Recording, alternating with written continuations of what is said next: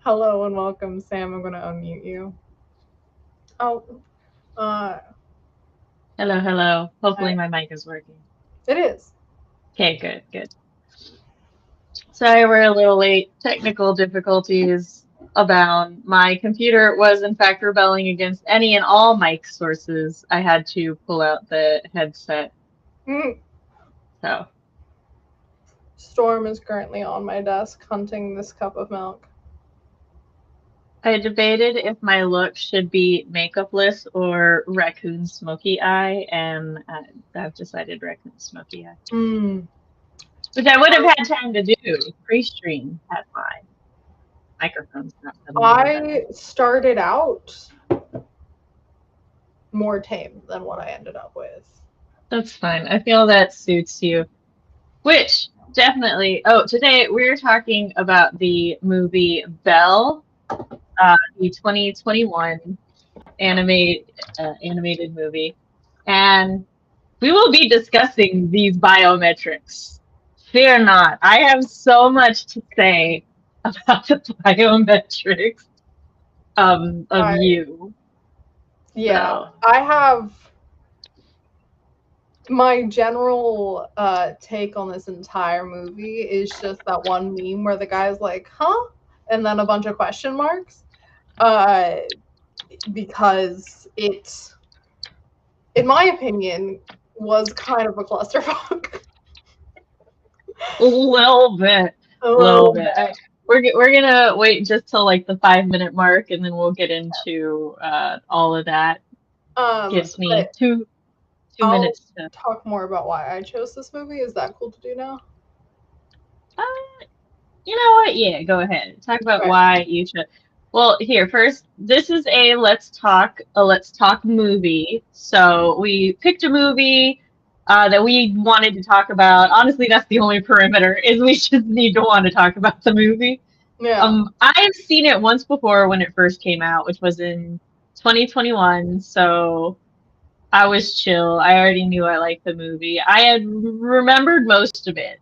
I had forgotten a huge twist/plot point. And I sat there going, how did I not remember that? But it has been 4 years, so I forgave myself. TV requested we do this movie, so. Yeah, I hadn't seen the movie, but I've wanted to watch it since it came out. And the like the opening song was stuck in my head for a while, even though I'd never heard it before, other than like a TikTok audio. And so I was like, oh, well, like, and then something recently reminded me of it. And when Sam was like, oh, let's do a Let's Talk movie, I was like, oh, let's do this one, because it was fairly, not, but, you know, people watched it when it came out. You gave me 2 options. I don't remember what the other one was, but I was like, but I like animation, and I like singing. So, and I like fairy tale retelling. So I was like, yeah, let's do this one. Regretting it. I'm joking. I think it was a great movie to do Let's Talk for. Oh yeah, I think you're gonna say it was a great movie. End of sentence. I'd be like, Sam, what? Oh no, I really enjoyed this movie. This movie is a hot mess with so many narrative questionable things, but as an abstract anime movie, which there's a lot of anime that's like very pseudo psychological. Fucking Neon Genesis Evangelion's the most Okay. batshit psychological thing. I still think it's a good movie. I just, yes, you do have to do a lot of fucking thinking and also uh suspension of disbelief on some things. Yeah. The like grounded real world things. Yeah. But do you want to tell the people what the movie's about, or do you not feel qualified to tell the people what the movie's about? Okay, I can tell the movie what the people's about. Tell the movie what the people's about? Yeah. I can talk. So, should we put up the spoiler? Yes, put up the spoiler banner. Thank you. This is a book. This is a book discussion. Let's talk. Oh, there's not one. That doesn't say book. No, for the Let's Talk, you might have to make one because Okay. I'm slowly building all of the assets for the individual things, but I haven't been able to go in and just pick some. So.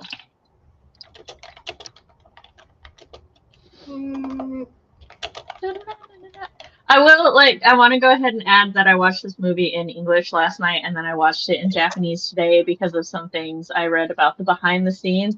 And my God, the singing vocal match for the MC. When I started the Japanese movie, I had to double check the language because I thought I was watching the English one because that beginning la, la, la, la, was identical. Wow. And then they're not the rest of the parts are like identical voices, but they are a really good vocal match as far as the singing part goes. Yeah, I went in like 10 minutes into the movie. I was like, okay, it's frustrating me how much the lips aren't matching up, which is normal for stuff, especially singing. So I went and I tried to get Hulu to go to Japanese, but it didn't offer it, or at least I would have to like have exited and stuff. But I was like, okay, whatever, I'll just listen to it in English, and in this way I can like pay attention to the lyrics more. Yeah. And okay, so this movie is about a high schooler named Suzuko, right? I think so. I know they call her Suzu most of the time in both Japanese high and schooler named English. Suzu, but it means Belle, so she goes by Belle in this alternate reality world, or virtual Bell. Bell, yeah. And that's a very important distinction to me because Belle means beautiful in French, and that's how the title of the movie is spelled. Well, there's a line in it addressing that. Well, they're like, yes, you should have been Belle. I know. I'm just saying. I feel that's very important thematically, and because I'll get into that later. But that's why I pointed out now. So this young woman, her mother died when she was a child. Her mom went to save another child from a river, and ends up saving the child, but she gets killed. And that puts Suzuko. The current was too strong, and she had given the other child her safety vest. Yeah, that puts Belle basically goes into depression as she's growing up. She has one friend though, who's kind of a bitch but loves her. She's got more than one friend. That's just her best friend. Yes. But in this world, there's a app called You, where you can make an AS, which is like an alternate self, and it takes the core of who you are and makes them more restart. No, the way it is explained is that it takes your biometrics. No, I was trying to do the little tagline that they have where it's like, we take your strengths or something like that. No, it says it's like, we take your biometrics and create the thing. Because Fox and I were very hung up on the biometrics part because we're like, that's not how biometrics work. They say a couple of different things doing the tagline. I think I'm just doing a different one. I'm just saying the one that they keep doing throughout the movie as the explanation. Yes. Yeah, that's the one that we're not counting the whole marketing thing because the marketing thing, that's just marketing. But when they're actually talking about how the system works and stuff, all they bring up is the biometrics. That's it. Yes. So the app is for people to supposedly become Be a who you better really version are. of themselves, or like a way to restart your life or change something, that kind of stuff. Our MC has issues. She used to be a singer or like love music and everything, with was like a thing she shared with her mom. And but after her mom's death, she couldn't sing anymore, having like a visceral physical reaction. Literally at one point she pukes when she tries to sing. But within you, she can sing. Um, she ends up basically a giant celebrity, known as Belle, but no one knows it's her because it's when it uploaded her biometrics, it also stole the face of like the popular girl at her school because they're in a picture together. Well, it doesn't say. It says that they look similar, like they could be related. Which I'm like, Yeah, that's a little weird, a it little was. odd, but It's definitely weird, but they got her freckles. Except by freckles they mean like a line of dots. she's got cosmetic freckles. Yeah. Because they prettified her. But anyways, she's becoming a celebrity, which is helping her be less depressed in her real life. And but one of her concert is interrupted by the dragon, aka the Beast. It is called both. Who is a martial artist fighter within you, who looks like the Beast, is a big snout, all that fun stuff. And The who's getting beast hunted from down Live Boy by Live It. the not Avengers, the evil Avengers led by evil All The Might, Justices. the Justice League, Them. evil Justice League led by evil All Might, who want to unveil him, which is basically exposing what people's faces look like. They want to dox him. Those They want to dox motherfuckers. him, except only appearance wise. In that internet. This fight draws Belle's attention because she's curious. And she ends up going to look more into him. She has a furry awakening. Yeah. I wasn't sure if they're trying to do a romance thing, but then they're like twisting around at the end. It's a kid. But I'm like, she's just a teenager and he's like turning 14. And I'm like, She's a high schooler. Yeah, I'm like unclear what the dynamic here is supposed to be. That's kind of foreshadowed a bit because one of the old ladies, when they're like talking about her having a thing for bad boys, and the old lady was like, "Oh, I wrote a love song." Like it was her final year in high school when she wrote the love song, and they were like, "Well, why didn't you and the boy like get together?" And she's like, "Oh, he was in 8th grade." Yeah.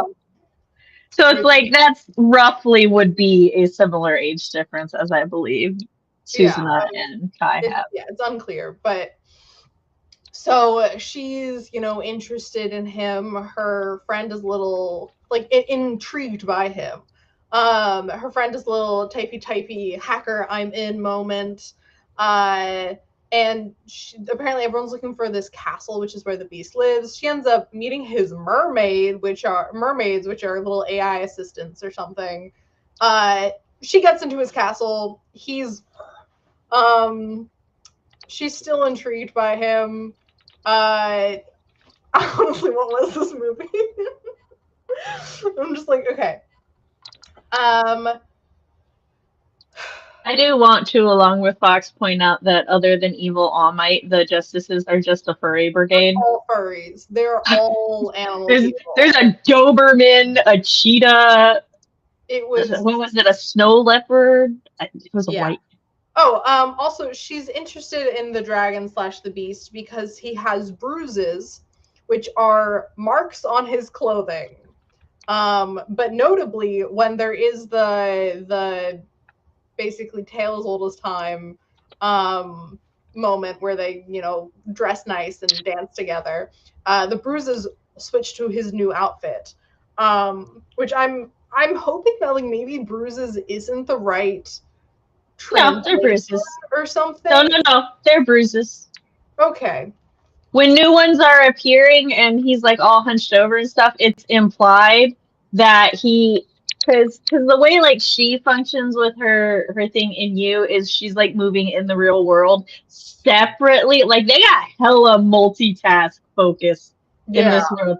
And so it's implied that while he's in the castle, that like maybe he uses you to escape from the abuse, but he's actively being beaten by his father.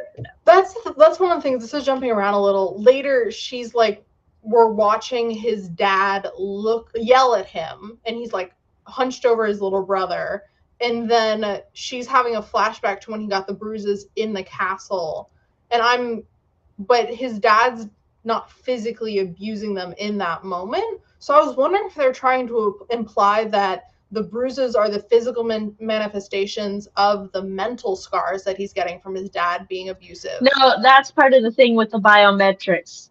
Because she's like, because it's actively like, and biometrics is more about your physical than your personality. Like, because I like did some, I didn't do too deep a dive because I didn't have time, but I did like look into what exactly biometrics were, because I was like, they're basically treating biometrics like a personality thing here, but that's not what it is. It's about your physical condition and habits, your physical habits. So like if something's biometrically secured, you know, if you're using biometric security and stuff, and somebody else starts using your keyboard, they can track the fact that their typing habits don't match yours.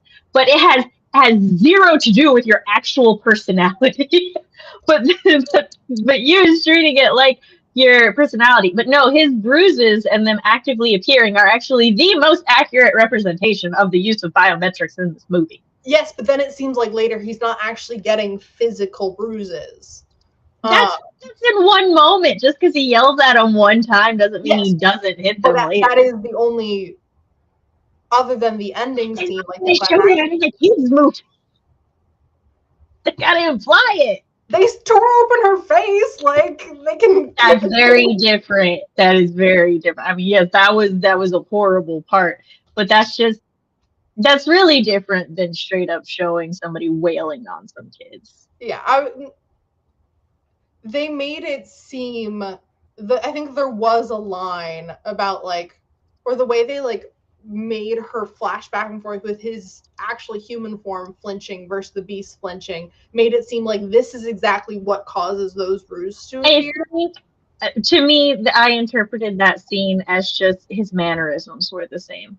Okay. And because his mannerisms were the same and his facial expression is the same, she realized what was happening in that moment. Yes, the facial expression of the human boy versus the guy with the giant snout. The exact same. I mean, they were though. Yeah, I'm teasing. Okay, yeah. So Fox said, "You're abused in real life. Let's show your abuse of virtual reality. Wanted to escape from abuse? Tough luck, buddy. Right? At least in real life, he can cover the bruises with a shirt. Like, what the fuck? Yeah. Oh, the only one that had that issue. Nobody else is sitting there walking around with like their broken arm wrapped in you. Yeah, that we know of. Sorry, continue. Okay, so she's intrigued by these bruises. Also, when she goes there, there's a little angel dude, which is like a little floating ghost, which is also her first ever fan. And the little ghost is like, these are the secret roses, flowers, and actually turns into this whole dress thing, and then they dance. But then they're trying to figure out who the beast is. Both the evil Justice League with evil All Might, and then also Belle and her friend. Belle and her friend Belle's getting some like backlash from the beast showing up and then her canceling her concert because of it. And the original plan seemed like her and her friend were gonna dox the beast and shift the blame onto him. Is that what the friend's goal was? Yeah, it seemed like. Okay. Because I was like, it just, like, it focuses on Suzu. And I'm like, Suzu, why do you care? Like, oh, right, it's your furry awakening. That's why you care. I didn't even clock that the friend had a motive other than she's nosy as fuck. She's caught. Storm, stop attacking my cup. She's caught leaving the Beast's palace or castle by evil Justice League. And they're like, we're going to unveil you if you don't tell us where he is. The Beast comes up, saves her. There's a fight scene. which was fun. Then she gets away. In her normal life, stuff is happening. Sorry, this is such a terrible. She has a crush on her childhood, or she probably has a crush on her childhood friend, who's like the most popular boy in school,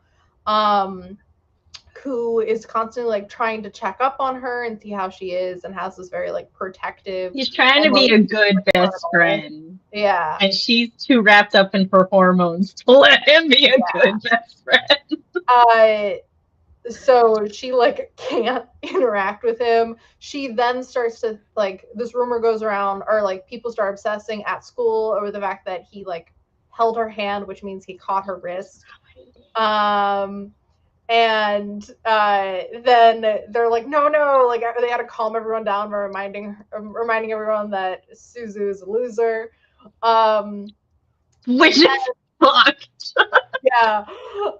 Then it seems like the most popular girl in school has a thing for the popular boy, but turns out she has a thing for the best character in this fucking movie, which is Ruka. Boy. I will say, in Ruka's defense, the way she describes the person that she has a crush on and stuff, she's just like, oh, like, you're close to him and stuff. And the way that our main character actually behaves, it does make more sense to be Canoe Boy. I love Canoe Boy. I love every time he's on screen. She talks to Canoe Boy. She gets along with Canoe Boy. They're actually, like, visually very good friends, whereas she and her childhood friend are on the rocks right now. So when Ruka's all like, hey, you know, do you think that I got a chance with your good friend that you get along with? And she's all like, yeah, totally, go for it. And then Ruka be like, I wasn't talking about your angst boy. I don't. Ruka then, of course, realizes that our MC's into the popular boy. They have a bonding moment. They say they should do this more often. It seems then kind of Kayak Boy and Ruka get together very awkwardly in a very long scene compared to the pacing of the rest of the movie, which was a very cute scene, but it was just like way messed with the pacing. Then we have, I'm messing up because there's like dual timelines, and the timing of this movie is weird. They have stuff happening in the alternate reality world that seems like a moment later, when we just spent so much time in the real world. So there's like a little overlap happening, and then also like people loading in and loading out. Not only do we have dual timelines, we have dual timelines and flash forwards and flashbacks. Yes. For both. So. Yeah. The opening scene of the movie is also the end, or one of the ending scenes. Which annoys me, but it's fine. I wouldn't care because of the way the opening, because it's just a concert and like we know the premise of the movie is that she is a virtual idol. I wouldn't care except she wakes up holding a microphone. So I'm like, wait, so was she up all night singing? That's the only part that's jarring to me. Holding a microphone is the actual opening of the movie, and that was just her dreaming about being a singer. So it's like that's waking up is the start verse of the main timeline versus the just cinematics of having that flash forward there to kind of line up. But anyways, she goes out to talk to, she walks outside, the popular boy is there, he's like, I know you're Belle. She panics, runs away. Then turns out the Justice League is burning down the Beast Castle because they figured out where it was because of a bit of coating from a flower petal that fell off of her shirt. It must be known that at this point we've interacted with these little AIs that are just the most adorable, weird design thing. You'd find them at like, you know, the little like alternative cutesy mushroom, like cottagecore sticker shop. And they have apparently been murdered. Yeah. Horrible. One of the like the mushroom cat snail thing centipede. They're mermaids. They're called mermaids. Are they? Well, they're just called AI. No, they're called mermaids. Like, oh, these are the mermaids. Either way, its dying breath was to open a pathway for her. Yeah, and then so the real heroes of this are the little mermaid AI things. So she finds the beast. He's like, oh, I can't do this, and flies off. She flies off as well. Back to reality. She's like, I think that's when he was getting hit. Yeah, shit's happening for him. It's yeah. Because he's like, I just have to endure. I think because I definitely think he was being hit at that point because we've seen him cower like that a different time and no new bruises formed. So I definitely think that is supposed to be implying that they are very much physical. Yeah, I do. I thought for the entirety of the film until the end, and I was like, huh? That it was physical abuse. But then when they showed us the actual, like, showing us the abuse, I think that was just supposed to be showing his mannerisms. Okay. He flies off. She goes back to reality. She's like, we have to find him. Something bad's happening to him. I think at that point she's like, we have to lure him out with a song. Okay. So then we see a live stream of the little brother to the beast, which is a little ghost thing. He's singing the song on a live stream that she's only sang for the beast. So she's like, find that guy. And then there's a really, really long shot of different windows moving out of the way until eventually we get to the live stream, which has one viewer, and that's them. Some of those windows were the same fucking windows too. I was like, clean your computer.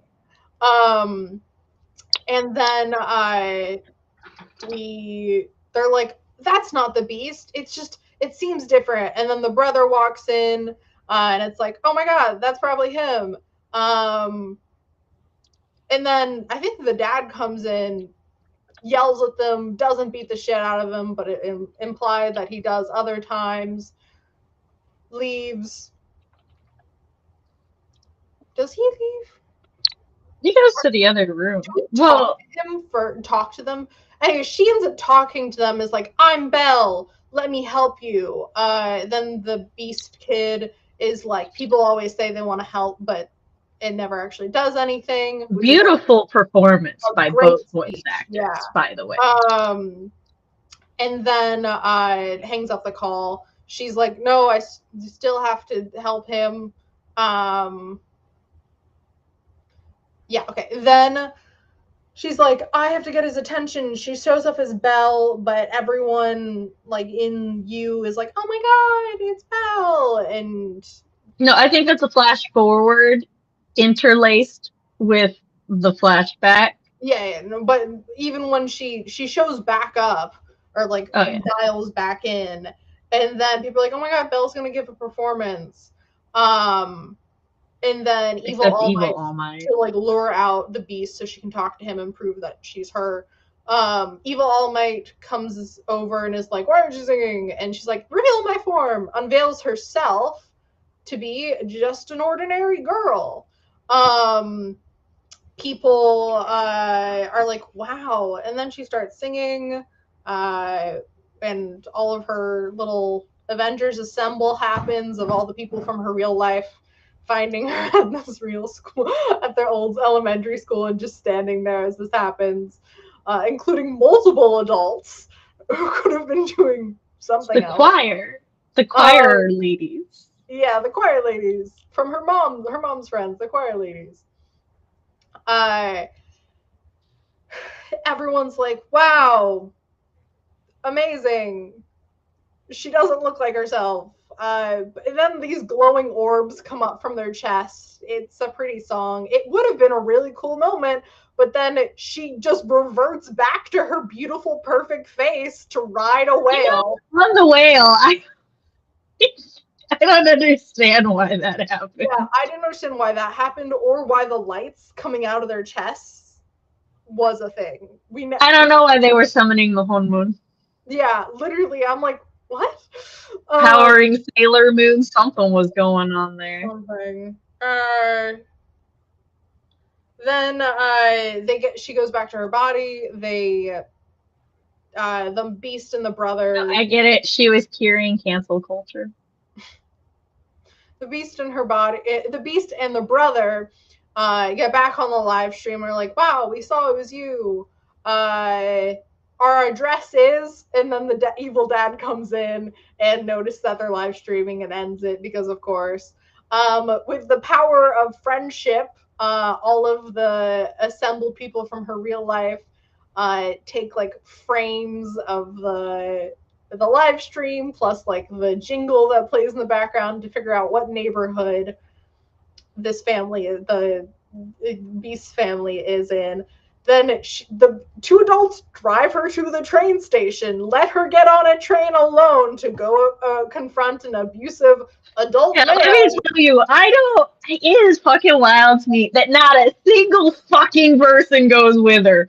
Not the childhood best friend who's supposed to be protecting her, not any of those adult women, not her. Well, okay, I can't blame her dad per se. That poor man has been trying to fucking nature. She's like on the train going. And he's like, oh yeah, somebody. I'm like, sir, get on the next train. Okay. Yeah. But like, she goes alone. It's raining now, but she's in the city. She finds the neighborhood. For some reason, the kids are outside of their house. So she happens to run into the younger kid. He's like, "Oh my God, Belle!" And then the Beast, the older brother, comes over and is like, "I didn't believe it was you until this moment," or something like that. When they hug, or no, it's when she protects him a little later. But then the dad comes out and he's like, "Rah, rah, rah, rah. What are you doing here?" Which is a fair question to this complete stranger, but he is an abusive asshole, so fuck him. And goes to like drag his kids back inside, but she, hugs them. He tears part of her face. Yeah, he cuts her cheek with his thumbnail. Because he's like pulling on her and then tries to grab her face and like cuts her face. And then steps back and goes to punch her, but she stands up and guards them and goes like this. And so he doesn't have the balls to punch a teenage girl because the power of love. He is in fact so terrified of this teenage girl's bravely, he falls on his own. I was sitting there, I was like, okay, maybe he doesn't hit his kids, and this is just like physical abuse.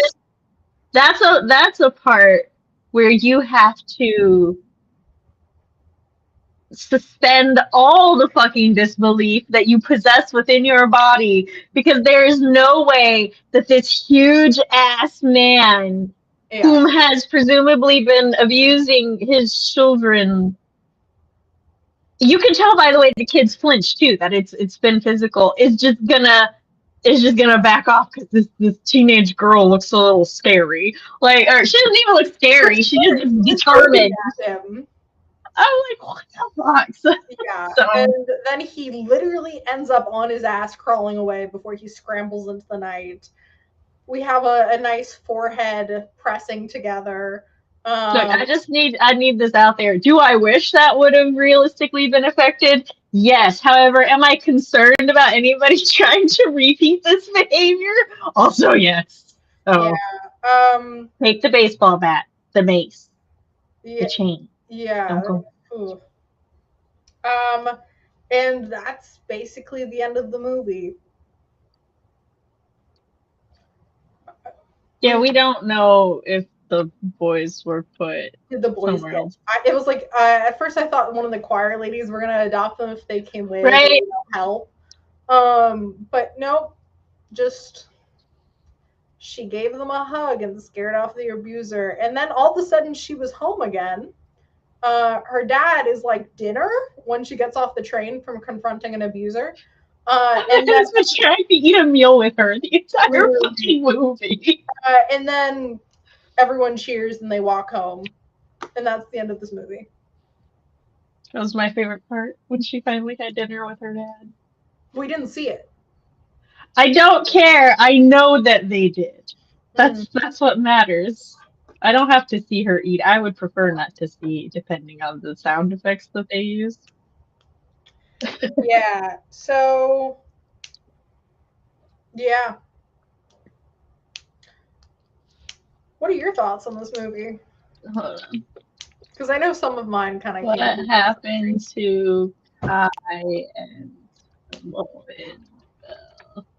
I would probably give this movie a 2 out of 10.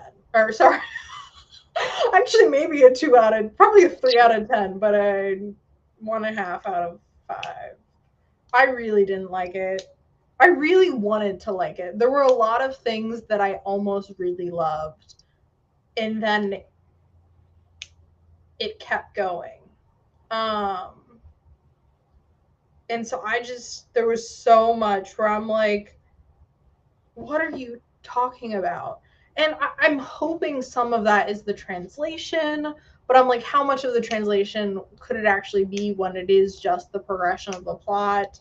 Or I would expect like this from a really bad online translation to be the amount of recovering we need from this plot. Damn, so hard. I know. Right. The thing is, I've been excited about this movie for 4 years. So I think here we have a poor case of you had such high expectations and it did not meet them. No, I saw that people were like, yeah, this movie is probably like, it has like a 70 something. You're the one who was just like, I've been excited for this movie for 4 years. That's setting high expectations. Not in the fact that I'm like, oh my god, this is going to be a fantastic movie, but just like I expected a kind of dumb but fun virtual reality Beauty and the Beast retelling. I don't see how. Okay, I'm not saying your expectations were high and that you were expecting a really high quality movie. I'm saying that you had expectations that were set and the movie did not meet them at all. Yes, that is true. It did not meet my expectations, which was a mid but kind of fun singing movie, or just a mid kind of fun movie with like themes from Beauty and the Beast. And there are some really good aspects of this movie, but overall, it is weighed down so much by, and this may be a personal preference, but like in favor of art, or we want this to happen, so we're like definitely like shoehorning something in, or like even lines where it's like, oh, someone said this earlier. I'm like, no, they didn't. You did. Where it's like you couldn't. I'm okay with suspending like the suspension of disbelief. I'm only okay with suspending it so much. But yeah, there is a limit to it. And I'm like, I'm okay not knowing how the virtual reality works. Like, whatever. I know that this, even though I would be really interested in that, I know that's a me thing. Like, no, see, here's the thing. I would be okay not knowing how it works. But if you're going to tell me how it works and then it doesn't work how you say it's going to work, that's where I have issues. Don't lie to me. There's so many inconsistencies in this movie where they set up something and then they break that rule that they have set up as a reality of the world later, either world. I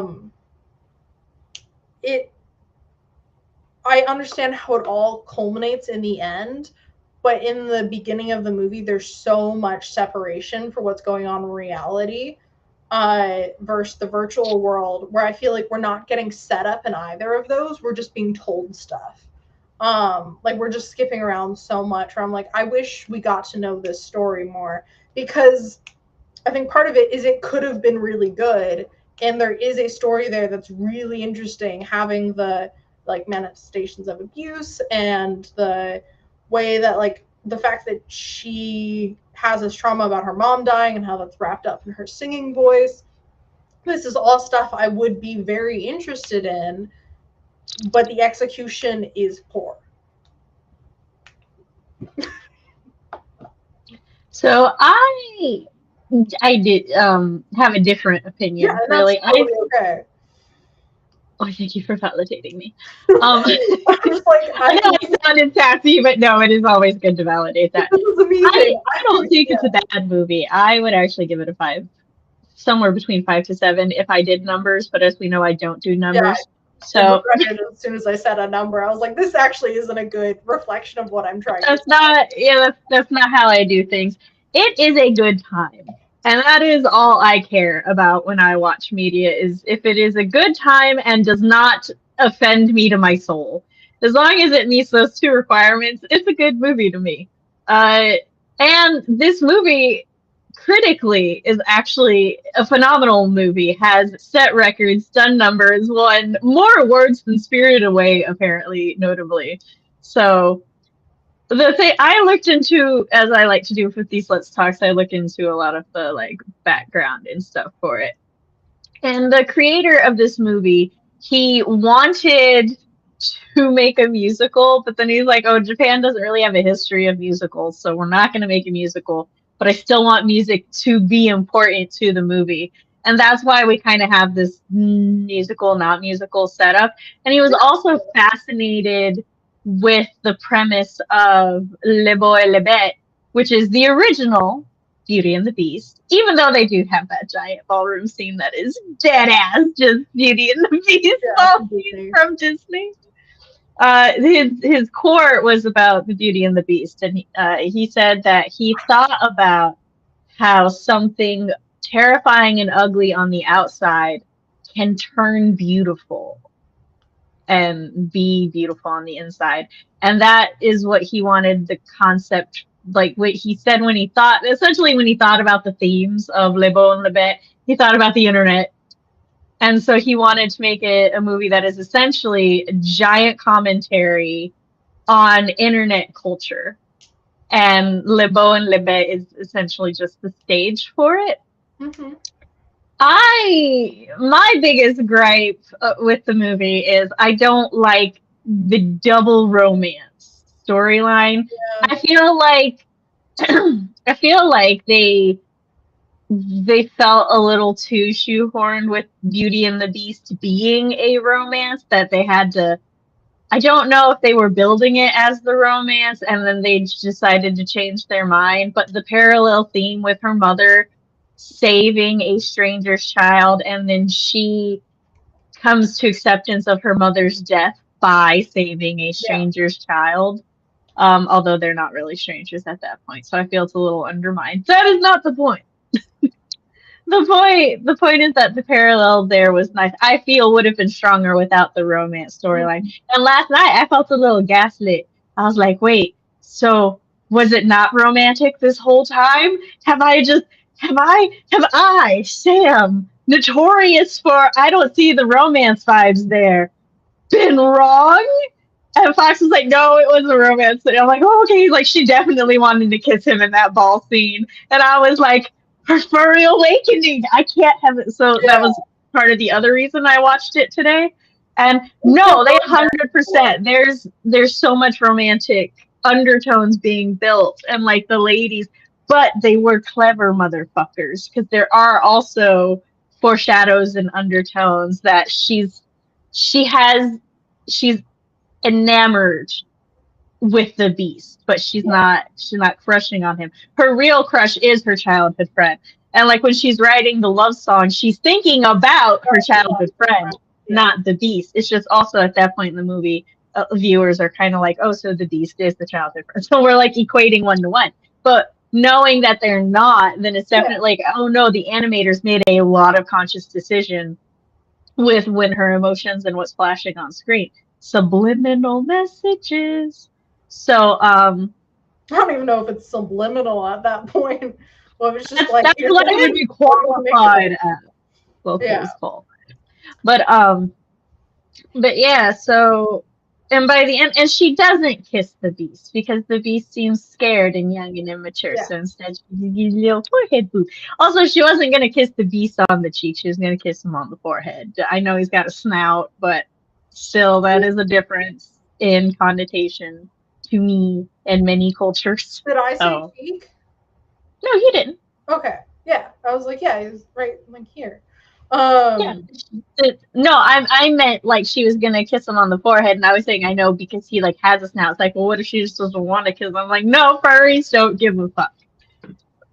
But Whoever so one of the animators has to be a furry. Like there's yeah, no other furry. Also, explanation for the justices.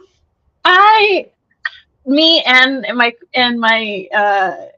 my fellow critically analytic viewer Fox, we were paying attention to so many of the designs for the ASs because we were like, could you imagine being scared after finding out that this is what you're about to, like that you're just a hand with a face? Yeah, like literally, I was like, when they said biometrics, my understanding before you like said it of biometrics was like scanning your body's makeup, and then it's like we That's scan what the biometrics, we load them in, and then there's just creatures, and I'm like, what? like her friend is just a tiny little mushroom demon. But although, and I'm like, if they were like your personality, yes, she is a tiny little mushroom demon. Yeah. However, her biometrics do not, and like I said, when I looked into it, the most personality related your biometrics get are your physical habits. Yeah. Not even so. A wild choice. It is. It's wild. Of explanation for this. What creator? Okay, Fox would like me to bring up the fact that this creator is your true self is a he. Yeah.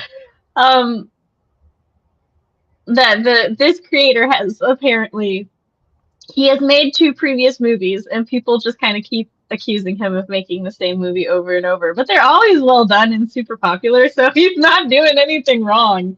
And like, I mean, that's fair. I know a lot of authors who their romance novels, and it's not limited to romance. That's just the genre I have the most experience in. Where it's like it's formulaic, so you're basically reading the same tropes and the same plot line over and over, but with different characters. So the execution is always kind of different. And Fox, you said this one was his most different of the 3. I But it is based in the same world.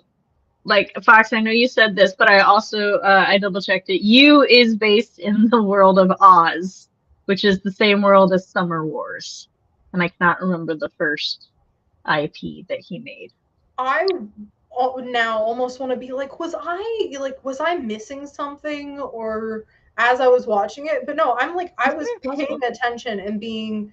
I think I either don't like the techniques used, like actually no, I'm not going to say I might. I don't like the techniques used in this film, and it got in the way of the story for me. Yeah, Because, I will say, like I said toward the beginning, that this film is very much a it's one of those abstract psychological anime stuff like Neon Genesis. I fucking hate Neon Genesis. I famously hate Neon Genesis and Evangelion, which is considered one of the greatest anime of all time, and I fucking hate that shit because I don't like the mindfuck episodes. They're so that's just not my jam. I don't like those techniques in storytelling, and that is why this movie is only a good movie to me and not a great movie to me, because I don't like a lot of those techniques, like it's just. But what I did like and what I did greatly appreciate, if I'm looking at this movie as primarily a story not about the characters but about social media and internet culture and behavior, at least the you side of things, and it bleeds into the real world side of things, then I like a lot of the techniques of like showing the chat room, showing everybody commenting on things, showing like literally the justices are hunting him down. Do you know why the justices are hunting him down, by the way? They said something about like his fights do data corruption, and then the voices or whatever, the people who created this place don't have they didn't put in a police force because they let the people police themselves. Bad idea. Terrible idea. Bad idea. And then sponsorships. There was the thing about sponsorships and then sponsorships being taken away, but I think it was just people want them to because he beat up a couple people, so they vilified him.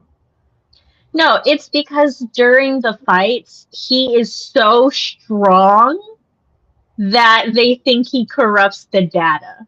That he's just so strong. I thought you said that he hits people so hard it corrupts data.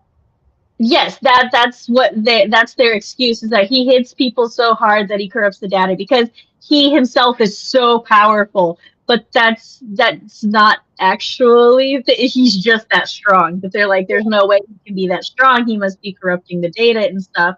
And so that's why they want to hunt him down.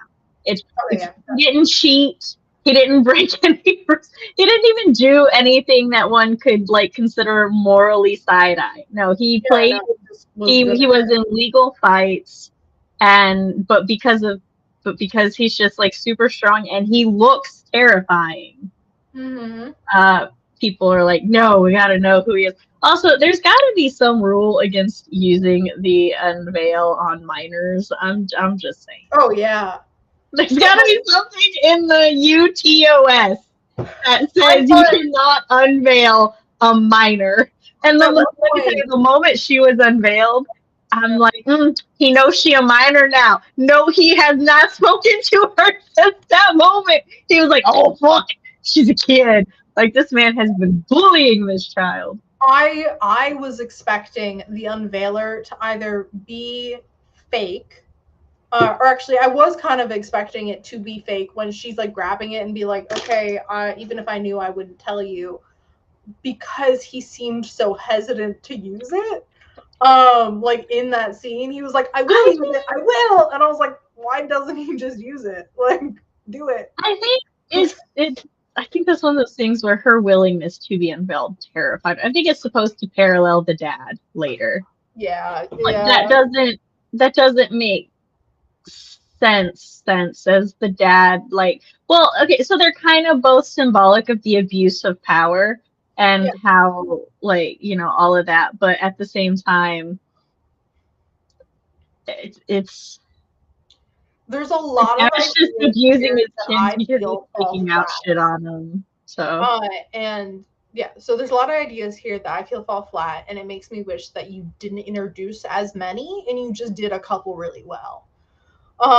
Because you did a lot, like you had there was a lot of ideas. Sorry, I'm like talking like I'm talking to the writer, which I feel bad being so critical of it. Well, like I said, I think, like, I disagree that it was that. Well, that's the thing, is like, you think they did a lot of things terribly. I think they did fine, except for like some narrative holes.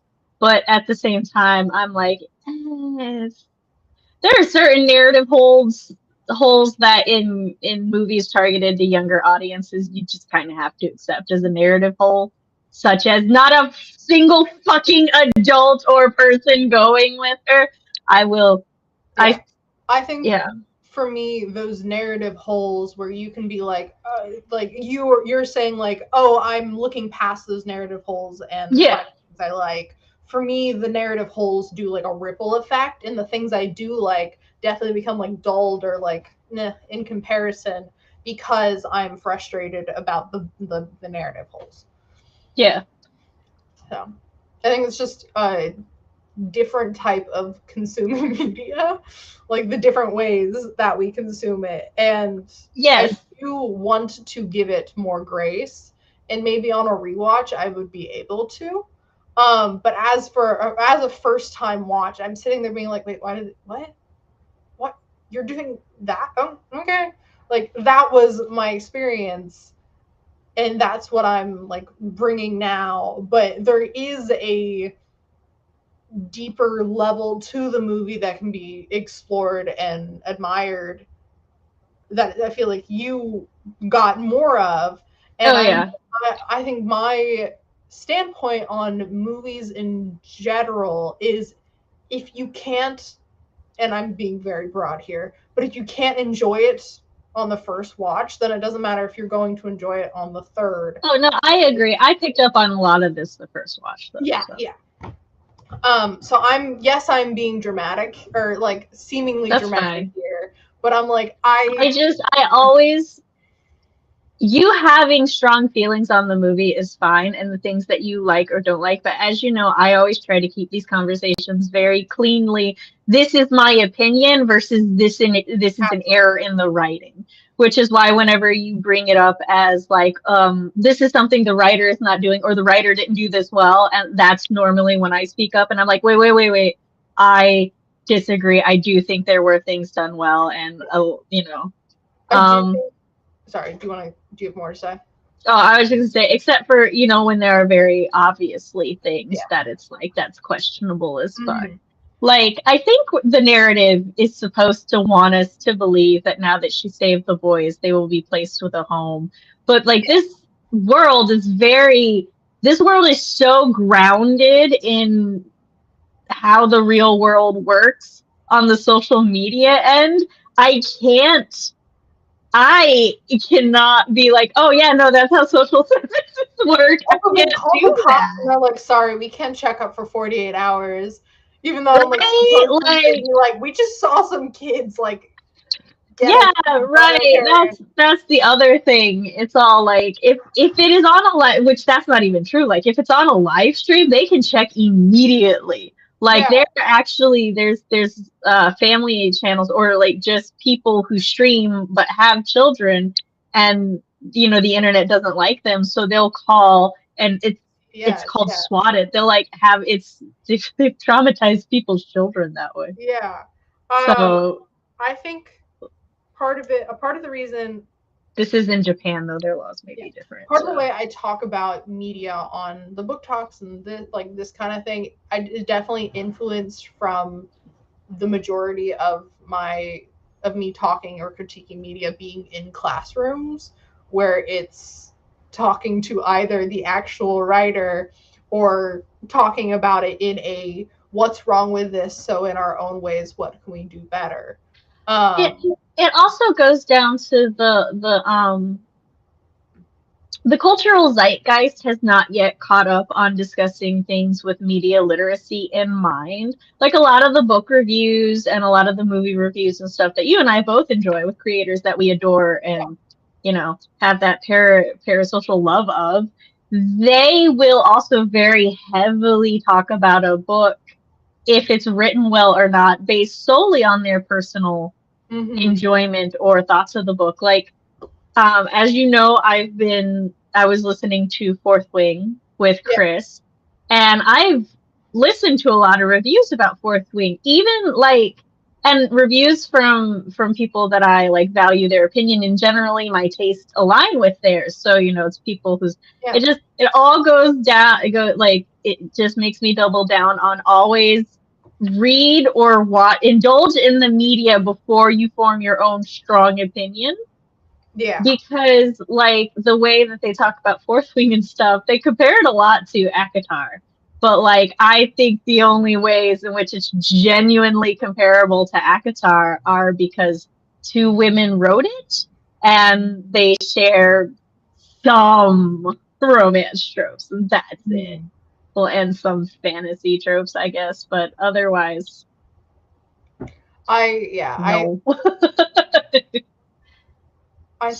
I think definitely this is not us talking about it is not for the writers or production or anyone that worked on the project, but rather other people who watched it and went, I wonder what other people thought of that.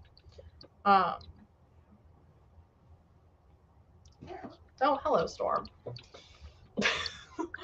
But yeah, I have more. Girl, she keeps trying to drink this cup of milk that I have here. Please don't. You can't. Yeah. Hi, Kelly. Oh, by the way, I said hello to RP earlier, but he loves thanks, RP. There's supposed to be scales. I decided that my alternate self would just be me in my most Sam outfit, and therefore I am in a Zelda tank top. I'm in a fantasy And shirt jeans. and have fun scales on my face. And décolletage. Watches load in, and you're like a talking daisy, and I'm a cloud. I wrote in a Because I'm talking so daisy and brain never fogged. fucking coming. Also, Because this is I'm so totally brain fogged all the why time. the fuck is their virtual reality the most boring fucking place ever? Like, You know, the only they, person with style is the beast with the fucking castle. Everyone else fucking sucks. Why are you in streams just moving around? it's what's really weird about that is they hired an up and coming, like highly successful architecture engineer to design it all. Okay, I get it. Like, it looks like a But circuit board. It's cool. Like, haha, yeah, like, it's the no, internet. the But thing is, I that's don't what people are disagree with you. Um, that's why you made a virtual reality world and it's just like a floating circuit board that is yes. skyscrapers. That's so fucking boring. Like, come on. Storm, please calm down. That's how they make it so that you can be in you while you're also staring at monitors and stuff. Yeah, the fact that it's just like a pair of AirPods that you can just like load in and then process that world and process your own world. I'm like, okay. They're built different than me. Maybe actually, Maybe. I might be able to do that. Who knows? I'm putting a hand over the top of the milk and Storm is literally like batting at it and like starting to bring out her claws. You can't drink that. You will throw up. The Fox says TV just not understanding that she watched the twice removed Digimon movie, and that's all the explanation needed. It did. I texted my mom. I was like, I feel like someone The took Dig a good movie, like a good movie that is a sandwich in this world, and threw it in a blender, and then handed it to us as a drink. And I'm like, this was supposed to be a sandwich. Why are you giving me a Also, drink? though, let's go back to his castle. Why does he have a castle? Did he Yeah. pay for exclusive DLC? Why does he get a castle of little servants that are AI mermaids that don't look like mermaids? Why does he have? It's not just a castle, too. It is a secret castle that is hidden. Hidden in the code. Is he really good at coding? We don't know. He seems to just be a kid. He's just a 14-year-old kid who, like, Actually, no, wait. who, I want to point out this child. Maybe he made the castle.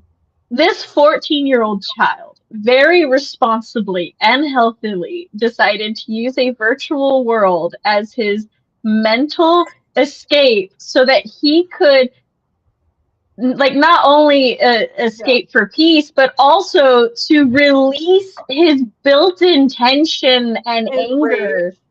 in fights healthily like as opposed to taking it out on his little brother or anything. So I'm like, also his little brother looked very creepy sometimes. That boy just looked dead inside. Oh yeah, I was wondering I was if like, they were totally. trying to have the little brother be like on the spectrum or something, like have some sort of mental thing, mental health happening, or mental illness, or it was just his version of which would He's still so traumatized. reacting to trauma, which would still fall in the category of mental illness. But I was like, there's like this kid's not okay, please. What are you trying to do? What kind of level of this kid's not okay are you trying to aim for? Also, I had no idea how young the little brother was supposed to be. Like they look like a year. I assume apart, 9 or 10. acts like a much younger, and I was like, maybe that's part of his trauma response or the mental illness or something. But okay, so it's not confirmed what's up with Tomo, but a lot of viewers agree that he is probably on the autism spectrum. Yeah. Okay. So.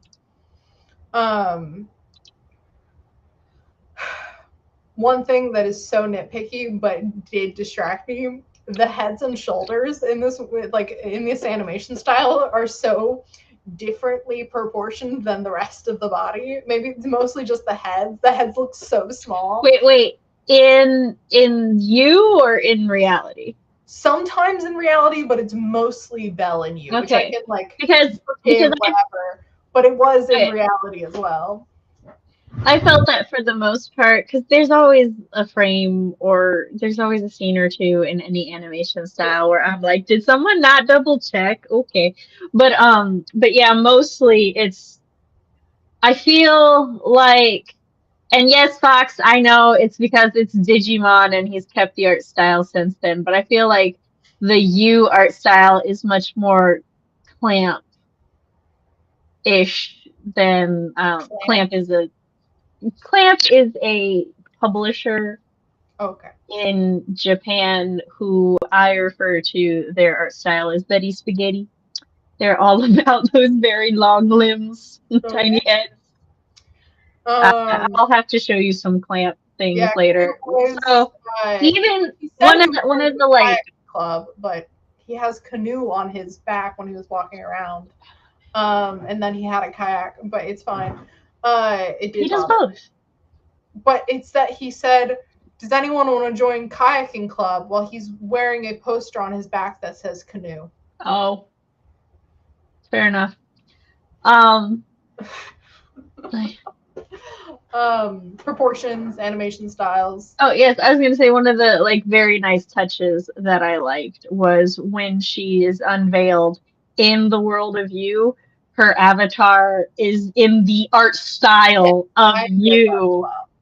Even though oh god, their arms are so long. It is. It was. Even Weird. even the humans in you don't look quite human. And then in the real world, for most of it, everyone had normal expressions and everything. And then all of a sudden, Canoe Boy in the confession scene has like a very what came to mind when I watched it was very One Piece esque art style in his like reactions and the way he's moving. And I'm like, whoa, why is he just a different art style than everything else? There was also was this an indie film? It was not an indie film, right? No.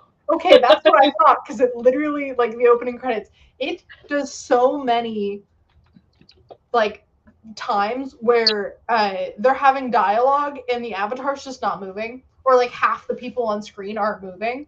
Like, there was one shot where I thought my computer froze when Evil All Might's giving a speech to Belle, and it is like a good 10 seconds where she's just completely unmoving. There's nothing on frame moving, and it's just All Might's or Evil All Might's voice over top. And I'm like, we're not changing shots or like there's nothing happening here. I literally like rewound it. I was like, and then it goes again. It like goes to him and he's moving and talking, and then goes back to her, and then she blinks and then starts moving, and I'm like, what just happened? Like, I get they don't need to breathe because they're virtual reality, but I'm like, there was multiple points where it's just like, no, this character's not moving. Like, it felt, not that I can do any better, but it did feel lazy.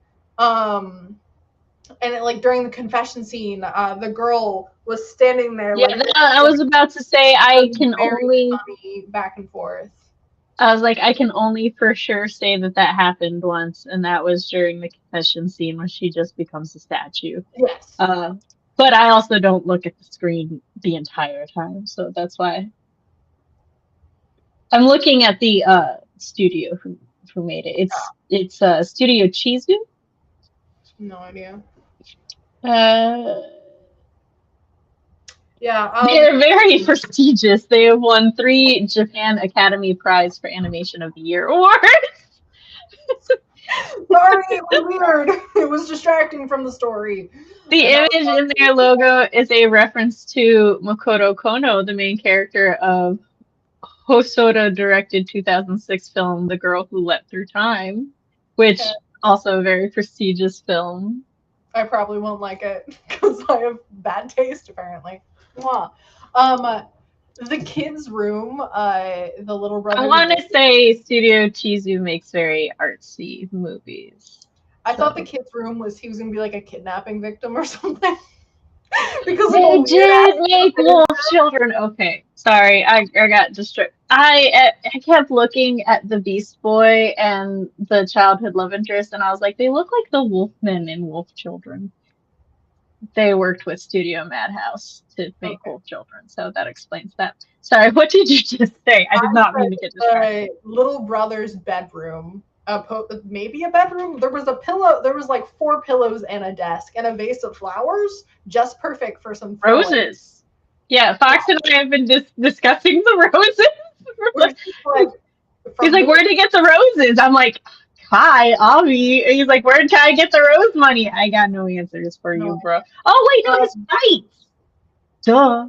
Because you make revenue from you, which her best friend made all of her money go to charity. So is Suzu rich? Without asking. Yeah, but Suzu didn't seem to care. Like Suzu wasn't like, oh, well, can you start giving it to me? No, Suzu was like, no, keep, and that was to protect her identity. So while I do have that very capitalistic knee jerk of, excuse you, bitch, that was my money. She did it actually came from a good place where she's like, she knew that Suzu would value her privacy more than her dollars. And the in this case, that someone could find Suzu through the money makes it seem did the Beast Boy also donate all of his stuff? Because that would be so stupid if he did, because he's trying to get out of a bad situation, but also does he have a bank account? We only who knows? Maybe he didn't win a lot in the fights. He's just won a lot of fights. Doesn't mean he won a lot of money. He won this shit ton of fights and became famous, but maybe he didn't win a lot in the fights. I mean, like I said, I'm even like the idea that he got paid for the fights is pure speculation. Like he might not have gotten paid for the fights at all. And sometimes, they gotta like do the rookie league before they can get up to the dollar to the prize fights. I like the whole side plot where they're trying to figure out who it is, and they meet the woman who's faking being a housewife, the artist who faked that his girlfriend died. Like I liked that aspect of the film, like the social media kind of thing. It did seem like we breezed past it a little too quickly. Like there was no of our main characters reacting to that knowledge. Too much knowledge. To the people faking stuff, but I guess there was some. I loved the best friend computer girl putting on lipstick and earrings and then just pretending to be a journalist. That was funny. I didn't realize it was her for a second, and then I was like, oh yeah. I do think her at the end being like, don't sing, she can't sing. Okay, I will say, like, one, it felt both in character and extremely out of character at the same time, and I could not. So I just settled on bitch. Yeah, it seems too much. I'm like, this is more. She's turning into a narrative. She's turning more into a narrative device right now to be protesting it, rather than what her character would do. Shit, and we don't even need it either. It didn't add anything to it. It's to add tension, and I think it falls flat. There's already the tension of like, is she gonna throw up in virtual reality? Is she gonna open her mouth and nothing comes out? So yeah, that's generally my thoughts.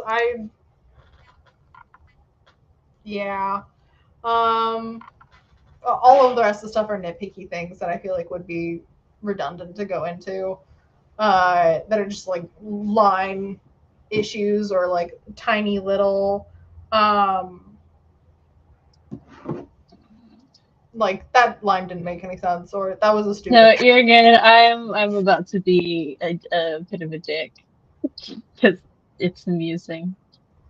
Okay. So all of the awards for this absolutely atrocious film. Okay. So at the 6th Film Festival, it was nominated for Best Feature, but Mamoru Hosoda, whom is the main creator, won the Grand Honorary Award. At the Locarno Festival for Kids, it won the Locarno Festival Kids Award.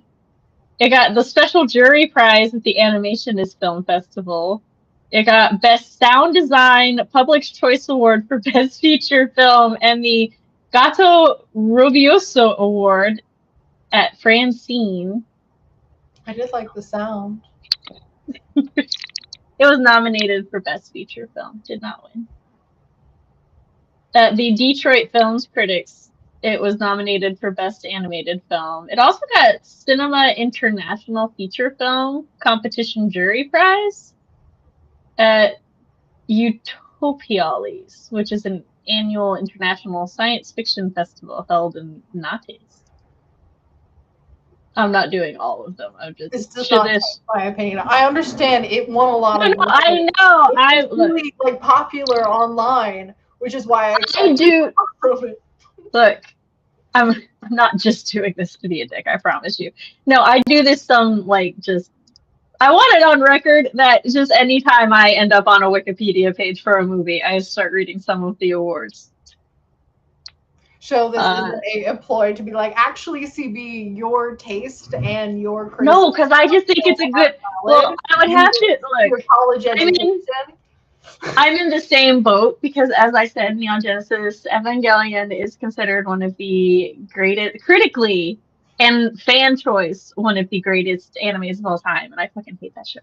So, the Chicago Film Critics Association gave it an Audience Award Best Feature. Hawaii International Film Festival got Best Feature.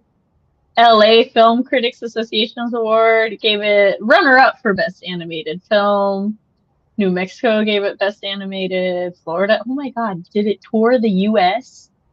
They're usually just all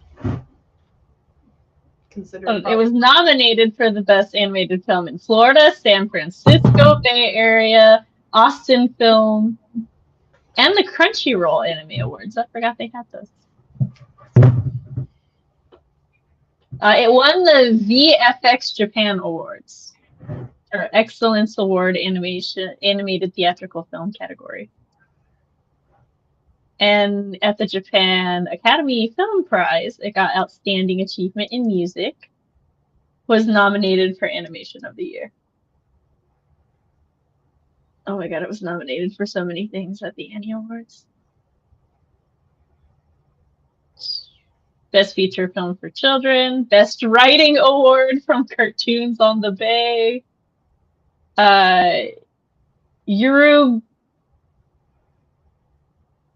Uruguayan? I apologize to Uruguayan. There you go. The Uruguayan Film Critics that got Best Animated Feature and won. For the Golden Tomato Awards. Is that the Rotten Tomato? Yes, the Rotten Tomato Awards. This is the first time I've seen one on this. It got Best Animated Movie 6th, Best Foreign Language Movies 9th. You can tell that Rotten Tomatoes is based in the US because otherwise what would we consider Best Foreign Film? Or Best Foreign Language? And Best Wide Release Movie 13th place. So.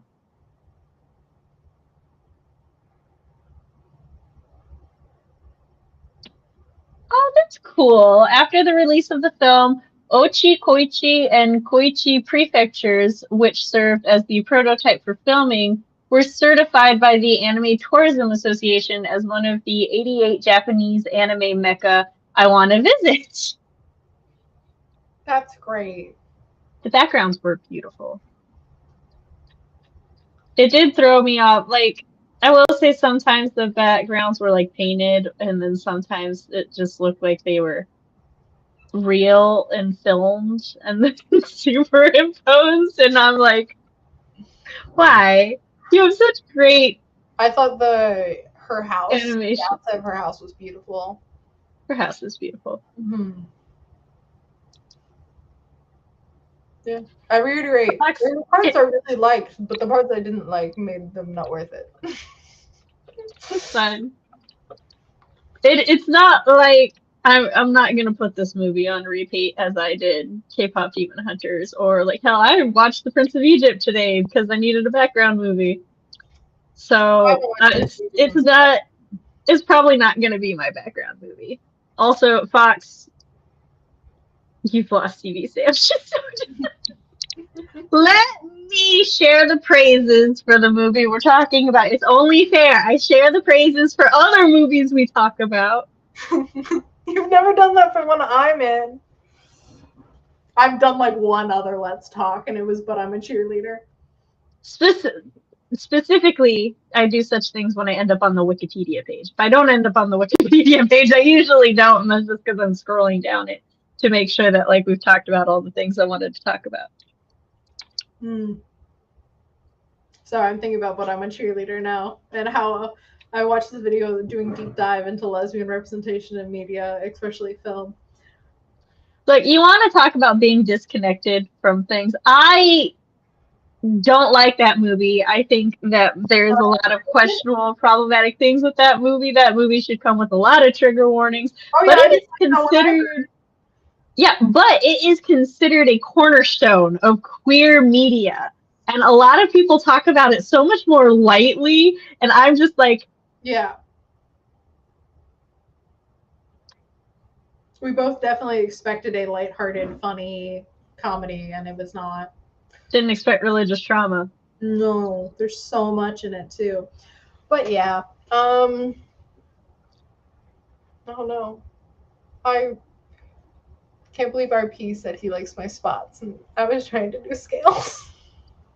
To be fair, they do look like. We don't know how big his screen is, and the highest we can stream is 720, so it might not be high definition enough.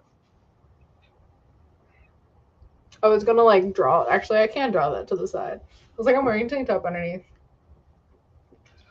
But Fox did a very apropos comparison when he said, "You to Belle is him to K-pop Demon Hunters." He thought that movie was trash. He thought there was nothing good about that movie. He said all of the like the character arcs, the plot, it all felt forced. Not all of it was awkward and shit. I don't directly quote me. I'm just vaguely summarizing what I remember. So, and I can be like, no, like it was foreshadowed here, here, and here. And he goes, no. Yeah. He also I enjoyed K-pop Demon Hunters. I have issues with it, but this is not that talk. This is not that talk. Okay, but all my issues are like, okay, it's fine. It's an hour and a half long children's movie. Which this is a Fox. I know you don't like that it got awards for being a children's movie, but it is a children's movie, and it does. Children's movies can be deep and like dark. The thing that I just said was very demeaning to children's movies. I do think children's movies can be fantastic. Yeah, I really hope that I didn't dismiss any and all criticism. I was like, oh, well, it's just a kid's movie. Yeah. No, because that's not it. I'm just like, there are certain things that you have to like be okay with, like the absence or the uncharacteristic absence of adults doing things adults would logically do, so that children can handle them and grow, is a common thing in children's media. Even though she did clearly have like an adult support system and everything. I am worried that the ending of her standing up to her friend's abusive parent, that's my in a physical way, is not a great message. Alone, like physically standing up alone and not bringing. I can't believe the adults just let her go. Like that is the most what in the whole movie, but it's yeah. That's my end of thoughts. You can fight with Fox later when we're not streaming. I'm not fighting per se. I'm discrediting his opinions. So I'm discrediting his opinion. I'm sorry.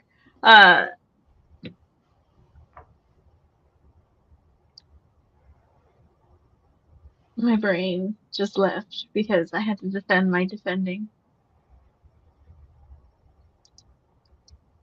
So all in all, I think we should go watch all of his other movies because you will absolutely love them.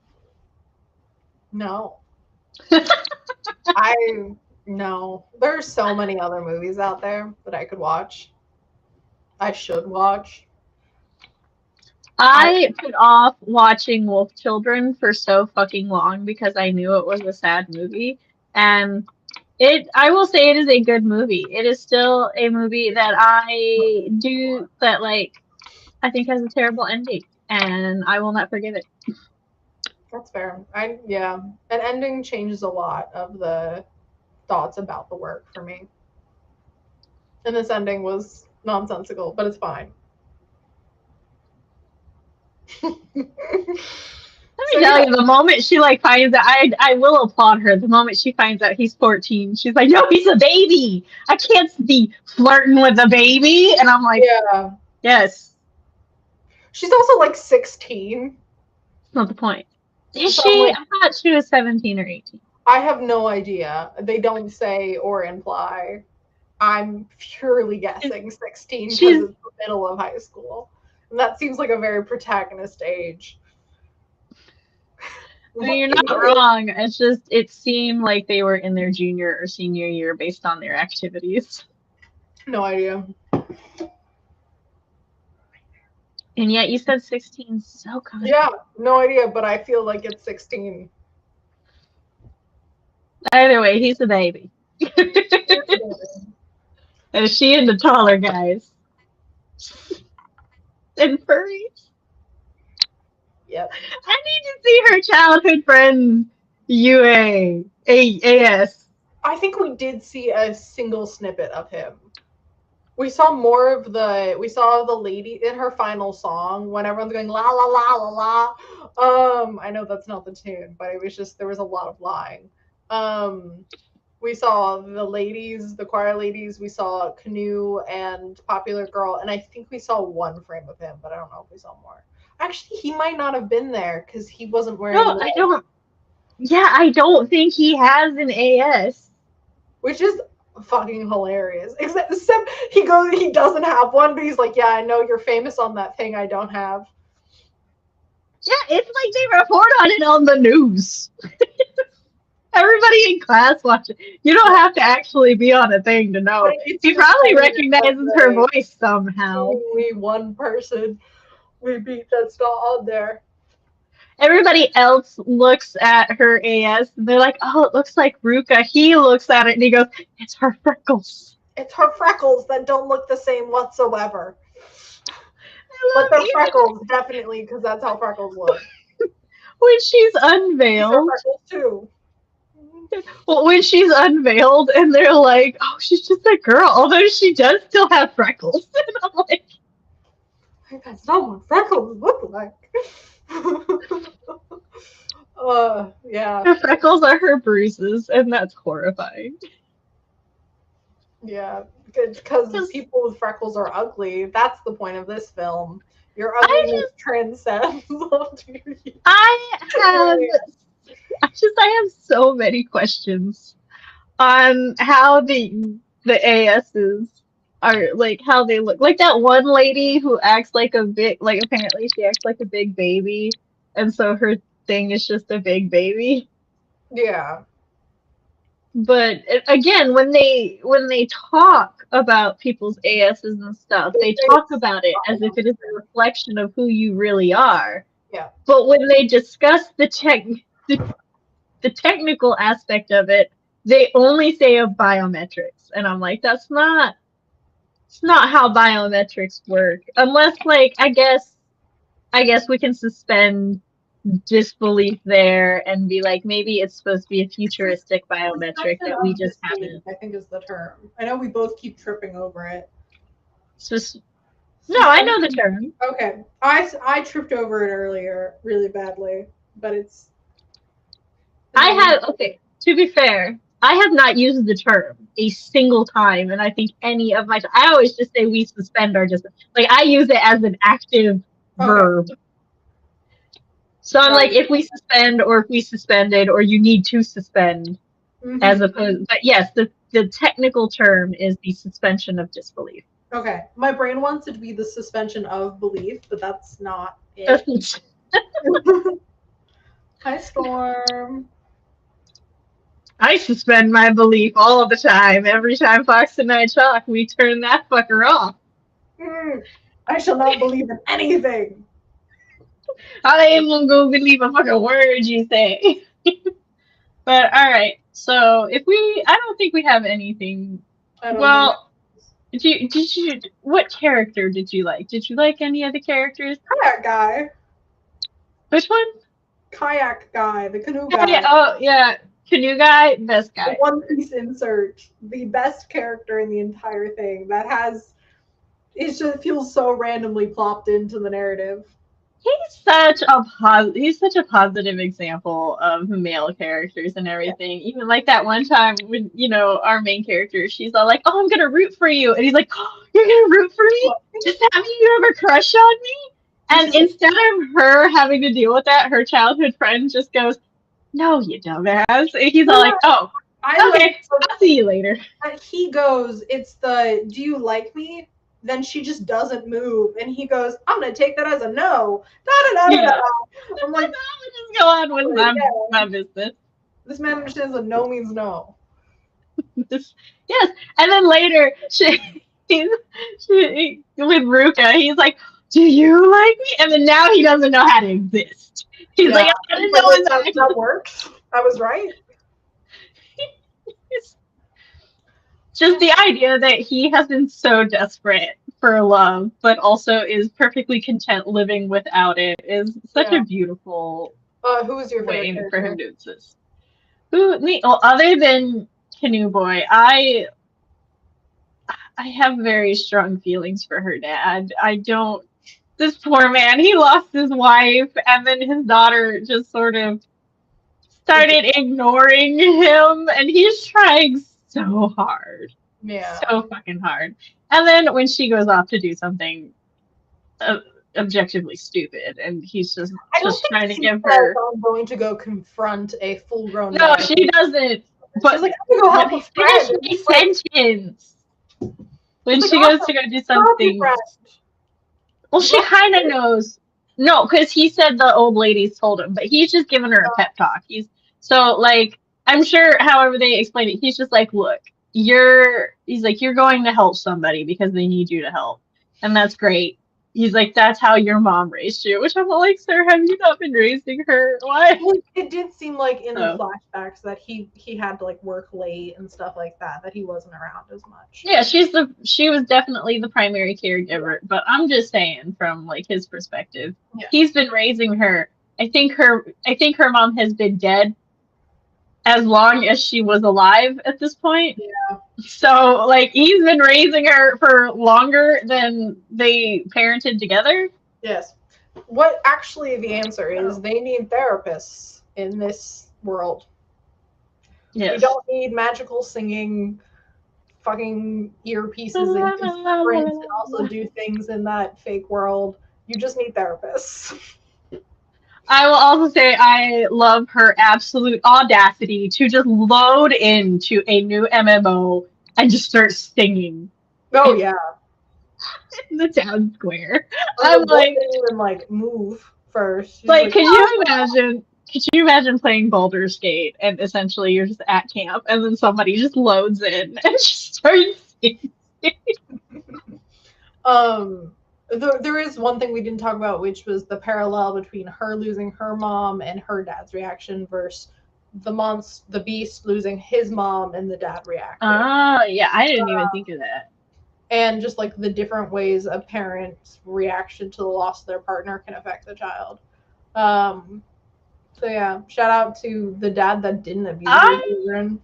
I was gonna say, I'm gonna go out on a limb. Kai did not look okay in the video where the dad was talking about his wife's death a little too okay. So I'm gonna go on a limb and say he was abusive before, but I don't think that triggered it. Yeah, maybe he killed his wife. Who knows? This is a kids movie. Apparently we don't get to know things. I was thinking it, but I wasn't gonna say it. I'll say it. You're so done with this movie. I don't think he murdered his wife. I think there definitely would have been more investigation into that if he did. Maybe but unless he inadvertently killed her in a river. I'm sorry, what did you say? No, it doesn't need to be repeated. I said maybe he put her in a river. Same river? He like read about it on the news and he was like, wow, that seems convenient. Okay. I do propose what would have also been an interesting twist is if her childhood best friend turned out to be evil All Might. That would have been good. Evil All Might was just so Or a picture of capitalism and the internet, and I'm just like, okay, yeah, okay. Or if Canoe Man had turned out to be the No, that would ruin the movie. Like any essence of being okay of this movie would be utterly destroyed if they make Canoe Man evil. No, I said the Beast. Oh. He wouldn't be evil, just abused. Oh, I thought you said he was going to be evil All Might, the Canoe Man. No, I kind of wanted it to be Canoe Man. I wanted it to be Canoe Man or the childhood friend. I immediately discarded that. But when they're like introducing us to both boys, I'm like, oh, it's probably going to be one of them. And then it not turning out to be one of them, I both liked and disliked. I deadass was so convinced it was the childhood best friend until the castle was burned down. And then when the castle was burned down and it showed the Beast in such like anguish and stuff, and then it shows the childhood friend who's like looking at the screen on the thing, and I'm like, oh, bro, you're not even logged in. What? Yeah, I was beginning to think like I don't think it's him just because the type of protectiveness is different. And then him just being nonplussed by the castle burning down. I was like, okay, yeah, it's not you. Totally as soon as the Canoe Boy's like second scene, I was positive it wasn't him, but I kind of wanted it to be him. Fox says plot twist: the Beast Boy is Choir Lady's 8th grade bad boy. Mm-hmm. Or Evil All Might is. Evil All Might, and then she redeems him with a love song she wrote with her in school.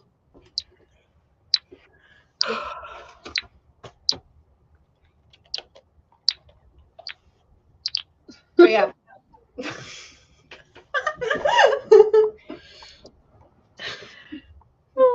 I want to drag this out just to...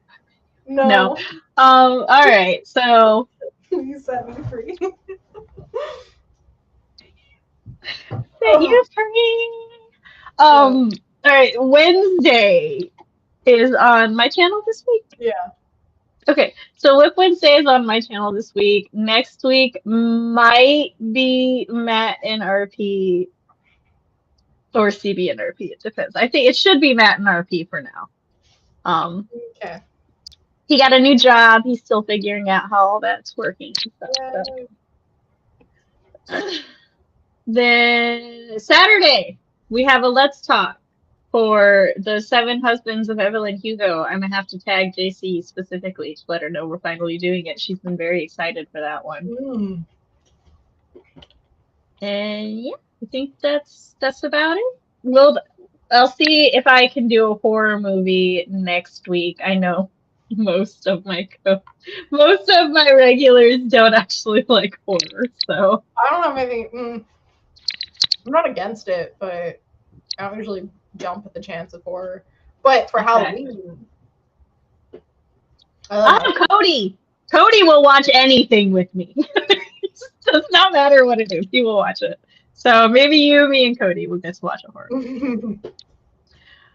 All right. So I'm going to take the banner. I can't take it.